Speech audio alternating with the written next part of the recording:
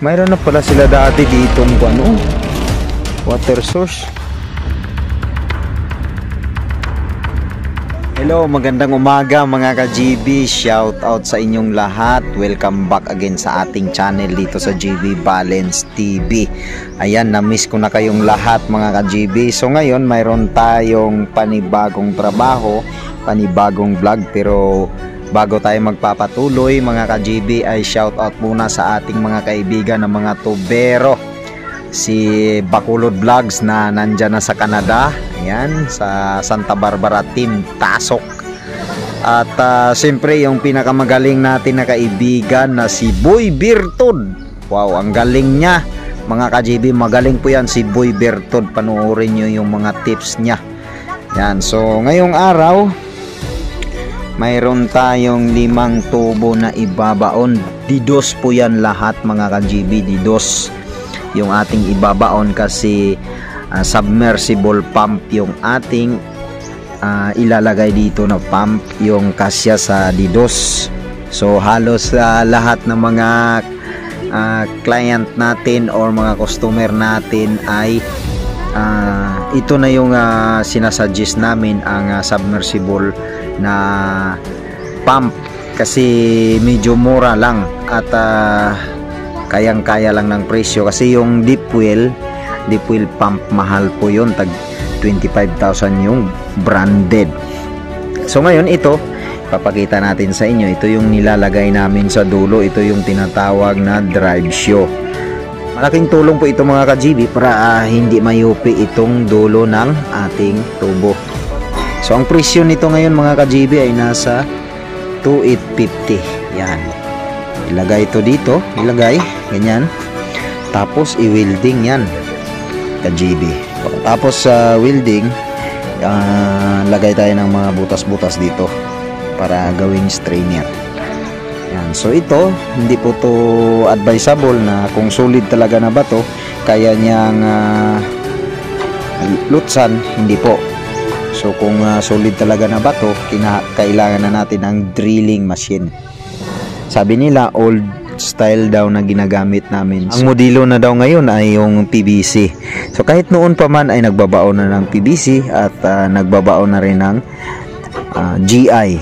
So mas mabilis kasi ito mga ka-GB, lalo na kung malambot lang yung babaunan at yung mabuhangin. Kasi kapag nag-drilling ka na mabuhangin, mahirap kasi hinihigop ng hangin na tubig natin. So ayan lang mga ka-GB, abangan nyo lang.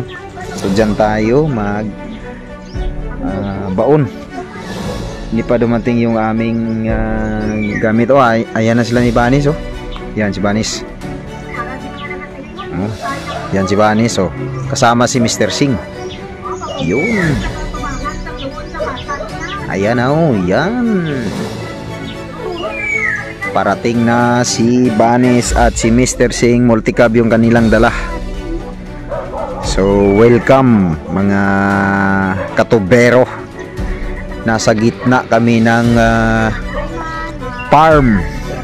So malalim po yung water level dito, mga nasa 50 feet yung water level. O, ayan na yung multicab natin, yung kasangga natin sa ating hanap buhay. Yan, Mr. Singh, welcome to our vlog. Yan, multicab lang ang malakas. Atras si Banes. Ayan. Okay. Yan o, ready na yung 5 tubo dyan eh. Yung mga gamit namin dyan, mayroon tayong drive hammer, pamalo, at siyempre yung ating frame. Yan, yung sa taas. Yan yung ginagamit namin na frame. Sige, atras. Atras.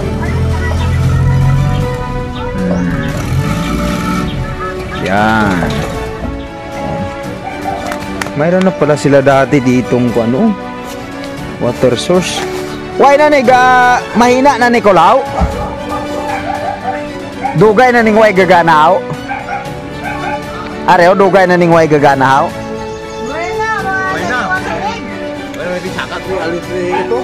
Ah, Oo. Pero okay ni sa una tani. Bubod na. Naganda sa kainag nila. Oo, wala na. Inay. Sayang. Inay na sila. Wala na ang ban. Oo. So ayan na sila. Oh. Yan oh. Yan. Ha? Yan. So, boss?